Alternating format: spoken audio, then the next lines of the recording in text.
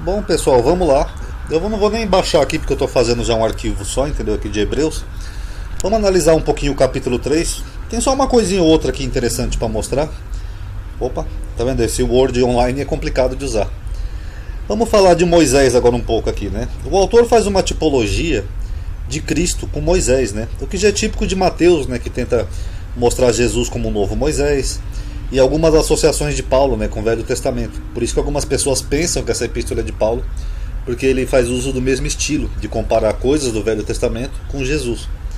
Mas para o autor de Hebreus, Cristo é superior a Moisés. Que ele fala assim, ó, sendo fiel ao que o constituiu, como também o foi Moisés em toda a sua casa, porque ele é tido por digno de tanto maior glória do que Moisés, né? Quanto maior honra do que a casa tem aquele que a edificou. Então ele diz que Cristo tem mais honra e mais glória do que Moisés. O que é curioso, né, que em Deuteronômio fala o oposto, né? Fala que nunca mais se levantou em Israel profeta algum semelhante a Moisés, né? A quem o Senhor conhecera face a face. Então talvez o autor não tinha conhecimento pleno, né, da cultura da época, porque ele dá a entender que Jesus é superior a Moisés. Ou talvez ele fez propositalmente, né? Talvez fosse o entendimento dele. E aí ele fala que Moisés foi fiel em toda a sua casa. O que é a sua casa aqui que ele está falando? A gente entende que é a congregação de Israel, né, a casa, como servo, para testemunho das coisas que haviam de se anunciar. Mas Cristo, como filho, sobre a sua própria casa, a qual a casa somos nós, se tão somente conservamos firmes a confiança e a glória da esperança até o fim. Então ele diz que Moisés foi fiel a toda a sua casa, mas só que Jesus é superior porque Jesus é filho. E filho sobre a sua própria casa. Então se é a sua própria casa, já não é a mesma casa de Moisés, porque a casa de Moisés seria a congregação de Israel. Então já fica meio confuso aí. E aí ele fala, casa somos nós. Então ficam algumas perguntas aqui nessa cristologia de Hebreus. Se a casa pela lógica é Israel, que ele fala ali de Moisés, e Jesus não foi aceito em Israel, então Jesus foi expulso da própria casa? Porque ele fala assim, ó, mas Cristo como filho sobre a sua própria casa. Agora, se a casa são as pessoas que aceitaram Jesus, que ele fala aqui, ó, casa somos nós. O que Moisés tem a ver com isso? Moisés não era cristão, Moisés nem sabia que havia um Jesus, nada, uma igreja, não, nem tem na perspectiva de Moisés. Aí os cristãos e o autor dizem a seguir que uma nova aliança, né, está lá nos alguns capítulos à frente de Hebreus, tem mudanças na lei, né? Mudando-se a aliança, há mudanças na lei, né? Mudando-se o sacerdócio. Então Jesus reformou a casa. Então Moisés foi um servo fiel, Moisés constituiu a casa, aí vem Jesus e reforma a casa, faz mudanças na lei. Então essa cristologia aqui fica meio confusa. Essa associação que ele faz do Velho Testamento é o que lembra um pouco a corrente de pensamento paulina, né? Que ele fala assim, ó, não tentamos as pessoas como os nossos pais tentaram no deserto. Paulo faz uso de algo parecido aqui em Coríntios, né, que ele fala assim, ó, e não tentemos a Cristo, como alguns deles tentaram e pereceram pela serpente. Aí ele fala do repouso, né, que é uma coisa bem curiosa aqui de Hebreus, que ele fala assim, ó, e a quem jurou que não entraria no seu repouso, que são essas pessoas rebeldes que tentaram a Deus, né, do povo lá de Israel, senão aos que foram desobedientes. Então é disso que ele está falando. Só que o autor, primeiro que ele está fazendo uso de salmos e não da Torá. Porque em Salmos é que está essa expressão aqui, lugar de repouso. Inclusive aqui a Bíblia traduz meu repouso, mas aqui é lugar de repouso. Você pode ver que é direitinho ao Salmo 95 com o que o autor de Hebreus está fazendo. Inclusive esse livro de Hebreus é curioso que ele faz um monte de exegese em cima de salmos. Sendo que salmos muitas vezes são apenas cantos, poesias.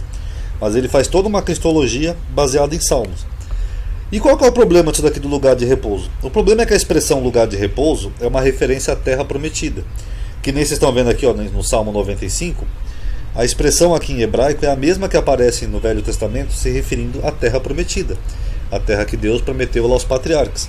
Onde os hebreus teriam descanso dos seus inimigos. Que nem você vê aqui em Números, ó. Assim partiram do monte do Senhor, caminho de 3 dias, a arca da aliança do Senhor caminhou diante deles durante 3 dias, para lhe buscar um local de descanso, um lugar de repouso, que era a terra de Israel. Essa é a referência, era um lugar físico. Porque até agora não entraste no descanso e na herança que vos dá o Senhor vossos Deus, aqui em Deuteronômio. O que ele está falando aqui? Era da terra de Israel, do lugar de repouso, de descanso. Era um lugar físico. Mas, para o autor de Hebreus, dessa epístola aqui, essa expressão parece significar um descanso espiritual ou algo do tipo, né? Porque ele associa o sétimo dia da criação equivocadamente, que ele fala assim, ó, portanto resta ainda um repouso para o povo de Deus. Só que se ele está usando a mesma expressão, ele está falando do quê? De uma outra terra prometida? Porque aqui no Velho Testamento era isso, ó, era a terra prometida aos patriarcas. Então ele diz que ainda resta um repouso para o povo de Deus, que nós vamos ver isso aqui também de povo de Deus. Porque aquele que entrou no seu repouso, ele próprio repousou de suas obras. Então ele dá a entender que Jesus entrou no repouso, né, que seria no lugar de repouso de Deus, e o próprio Deus repousou de suas obras. Só que aqui ele mistura, Deus repousou das suas obras com o lugar de repouso que era a terra prometida. Então fica meio confusa essa mistura que ele faz aqui. Como Deus das suas. Procuremos, pois, entrar naquele repouso. É do mundo espiritual que ele está falando? É possível. Para que ninguém caia no mesmo exemplo da desobediência. Agora, quais são os probleminhas aqui? Ó? Povo de Deus, que ele fala aqui, ó, resta ainda um repouso para o povo de Deus. Povo de Deus é um povo, e não uma religião como o cristianismo, que é formada por muitos povos diferentes. O cristianismo foi abrangendo gregos, romanos, filipenses, tessalônicos, gálatas, etc., gregos, enfim. Então, cristão não é povo. Judeu era povo, que era um povo que era os descendentes de Abraão.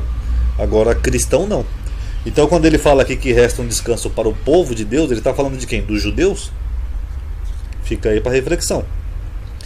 O lugar de repouso era a terra prometida, em Israel, que nem eu mostrei ali em cima. Então, que lugar de repouso é esse que resta para o povo de Deus? É Israel? Ou será que é uma Israel espiritual que ele está falando de um mundo espiritual? Agora, se for uma Israel espiritual, um mundo espiritual que ele está falando, aí fica também meio estranho, né? Porque ele está fazendo uma associação com algo que era físico lá no Velho Testamento. Então, fica meio confuso. E Deus não repousou aqui no sétimo dia, como ele diz. Deus cessou. Lá no texto hebraico fala, nos 7 dias Deus cessou da criação, da obra, da criação dos céus e da terra. E não descansou, não é um repouso.